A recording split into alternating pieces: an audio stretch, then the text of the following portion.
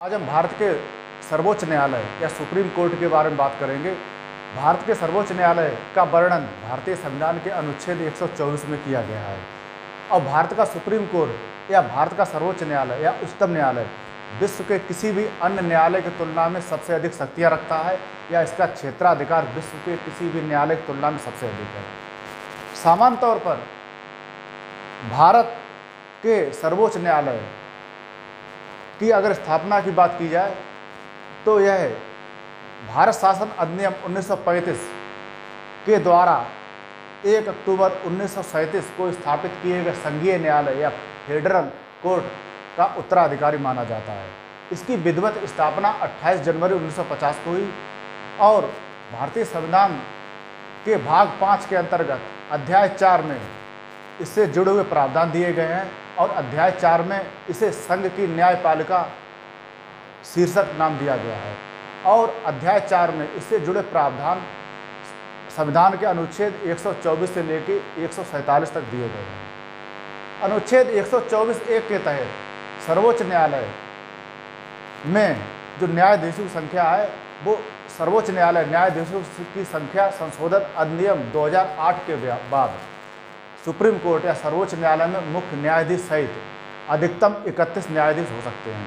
इससे पहले अधिकतम 7 न्यायाधीश थे मुख्य न्यायाधीश को मिलाकर जब भारतीय संविधान के अंतर्गत सर्वोच्च न्यायालय की स्थापना की गई थी। लेकिन बाद में क्रमिक संविधान संशोधनों के द्वारा वर्तमान में जो सर्वोच्च न्यायालय के न्यायाधीशों की संख्या मुख्य न्यायाधीश को मिलाकर 31 है। अनुच्छेद 124(2) में न्यायाधीशों की नियुक्ति का तरीका बताया गया है। इसमें कहा गया है कि सर्वोच्च न्यायालय के और राज्यों के उच्च न्यायालयों के ऐसे न्यायाधीशों से परामर्श करने के पश्चात जिनसे राष्ट्रपति इस प्रयोजन के लिए परामर्श करना आवश्यक समझे, राष्ट्रपति अपने हस्ताक्षर और मोहर सहित या मुद्रा सहित अधिपत्र द्वारा सर्वोच्च न्यायालय के प्रत्येक न्यायाधीश को नियुक्त करेगा और वह न्यायाधीश तब तक पद पर धारण करेगा या अपने पद पर तब तक बना रहेगा जब तक वह 65 वर्ष की आयु प्राप्त नहीं कर लेता है। लेकिन मुख्य न्यायाधीश से भिन्न किसी न्यायाधीश की नियुक्ति की दशा में भारत के मुख्य न्यायाधीश से सदैव परामर्श किया जाएगा या उसकी राय ली जाएगी। सुप्रीम कोर्ट के सामने जजों की नियुक्ति के संबंधी कुछ महत्वपूर्ण केस आए या मुकदमे आए। इन केसों या वादों के आधार पर न्यायाधीशों की नियुक्ति के संबंध में सुप्रीम कोर्ट ने कुछ महत्वपूर्ण सिद्धांत प्रतिपादित किए हैं जो कि लगभग सर्वमान्य हैं। इनमें कुछ महत्वपूर्ण सिद्धांत इस प्रकार हैं। जैसे पहला महत्वपूर्ण सिद्धांत ये है कि अनुच्छेद 124(2) में वर्णित परामर्श शब्द या राय शब्द का तात्पर्य सिर्फ एक व्यक्ति के परामर्श से नहीं है बल्कि अनेक न्यायाधीशों के परामर्श से है। अर्थात एक व्यक्ति की या एक न्यायाधीश के परामर्श को मान्यता नहीं दी जाएगी बल्कि अनेक न्यायाधीशों के परामर्श को मान्यता दी जाएगी। इसका दूसरा सिद्धांत है कि मुख्य न्यायाधीश के अर्थात मुख्य न्यायाधीश को सर्वोच्च न्यायालय के 4 वरिष्ठतम या सीनियर न्यायाधीशों के कॉलेजियम या मंडल से परामर्श करके ही राष्ट्रपति के पास सिफारिश भेजनी चाहिए। न्यायाधीशों के इस मंडल में भावी मुख्य न्यायाधीश अर्थात जो होने वाला मुख्य न्यायाधीश है उसको भी अनिवार्यता शामिल होना चाहिए। तीसरा सिद्धांत ये दिया गया है कि न्यायाधीशों की नियुक्ति के लिए इस कॉलेजियम या मंडल में आम सहमत होनी चाहिए, निर्णय सिर्फ बहुमत के आधार पर नहीं होना चाहिए। चौथा सिद्धांत ये दिया गया है कि परामर्श मंडल में शामिल सभी न्यायाधीशों की सलाह लिखित होनी चाहिए, ना कि मौखिक, अर्थात लिखित सलाह ही होनी चाहिए, मौखिक सलाह का कोई महत्व नहीं है।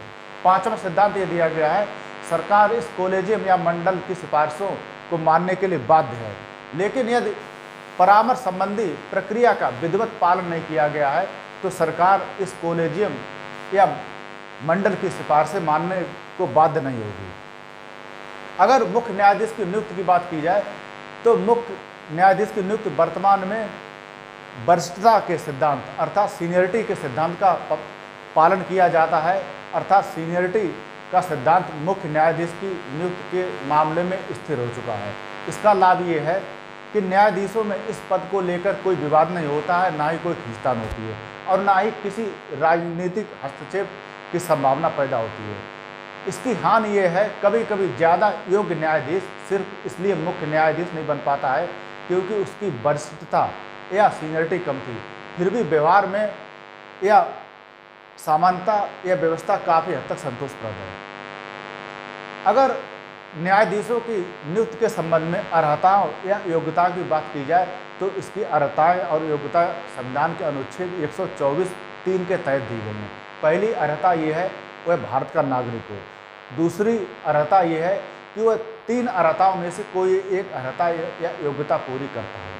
सबसे पहले वह किसी उच्च न्यायालय या हाई कोर्ट या एक से अधिक उच्च न्यायालय या हाई कोर्ट में या उच्च न्यायालयों में लगातार कम से कम 5 वर्षों तक न्यायाधीश रहा हो या जज रहा हो।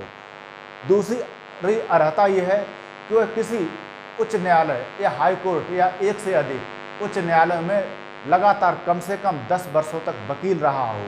इस अवधि में वह अवधि भी जोड़ी जाएगी जब वह इस दौरान जिला न्यायाधीश या उससे ऊपर के किसी न्यायिक पद पर रहा हो। तीसरी अर्हता यह है वह राष्ट्रपति की राय में पारंगत विधिवेत्ता हो या कानून वेत्ता हो। सुप्रीम कोर्ट के न्यायाधीशों को शपथ भारत का राष्ट्रपति दिलवाता है या भारत के राष्ट्रपति के द्वारा इस प्रयोजन के हेतु किसी व्यक्ति को इस काम के लिए नामित करता है। तो ये तो हुआ सुप्रीम कोर्ट का सामान्य परिचय अनुच्छेद 124 के तहत।